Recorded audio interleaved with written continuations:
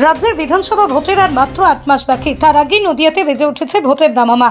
তার কারণ কালীগঞ্জ বিধানসভার উপনির্বাচন। আর আজ ঢাকঢোল বাজিয়ে শোভাযাত্রা সহকারে মনোনয়নপত্র জমা দিলেন কালীগঞ্জ বিধানসভার উপনির্বাচনের বিজেপি প্রার্থী আশিস ঘোষ। গত শনিবার ওই কেন্দ্রের প্রার্থী হিসেবে তার নাম ঘোষণা করা হয়। এরপরে আজ দলীয় কর্মী সমর্থককে নিয়ে ঢাকঢোল বাজিয়ে দেবগ্রামের দলীয় কার্যালয় থেকে শোভাযাত্রা সহকারে 12 নম্বর জাতীয় সড়ক ধরে বিডিও অফিসে মনোনয়নপত্র জমা দেন। আজ প্রার্থীর সঙ্গে দলীয় কর্মীরা ছাড়াও উপস্থিত ছিলেন নদিয়া উত্তর বিজেপির জেলা সভাপতি অর্জুন বিশ্বাস সহ স্থানীয় বিজেপি নেতৃত্ব। কালীগঞ্জ বিধানসভার উপনির্বাচনে শেষ দিনে নমিনেশন পত্র জমা দিল বিজেপি প্রার্থী আশিস ঘোষ। সাংবাদিকদের মুখোমুখি হয়ে বিজেপি প্রার্থী জানান, কালীগঞ্জ বিধানসভা কেন্দ্রে তারা এবার জয়লাভ করতে চান। তার কারণ একটাই, এই এলাকা জলুবাবু অর্থাৎ প্রাক্তন কেন্দ্রীয় মন্ত্রী প্রয়াত সত্যব্রত মুখার্জির এলাকা। তাই একদিকে যেমন হিন্দু ভোট, অন্যদিকে সকল ধর্মের মানুষ তাদের আশীর্বাদ এবং দোয়া করবেন বলেই জানান তিনি।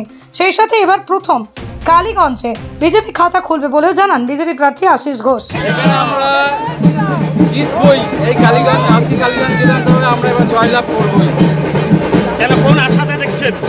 আমরা আমাদের সনাতনী ভোট, আমরা সমস্ত সনাতনী ভোট এখানে পাবো এবং এই কালীগঞ্জ বিধানসভায় আমরা জিতবই। এই কালীগঞ্জ বিধানসভায় আমাদের এর আগে সত্যব্রত মুখার্জি জয়লাভ করেছে, তার আশীর্বাদ পাচ্ছি আমরা। এই জন্য আমরা এখানে যে কাজ করে গেছে সত্যব্রত মুখার্জি, সেই মানুষের মনে এখন গেঁথে আছে, যার জন্য এখানে আমরা জয়ের আশাবাদী। সমস্ত শ্রেণীর মানুষ আমাদের ভোট দেবে এবং এই কালীগঞ্জ বিধানসভা আমরা জয়লাভ করবো। ব্যুরো রিপোর্ট, আরং নিউজ, নদিয়া।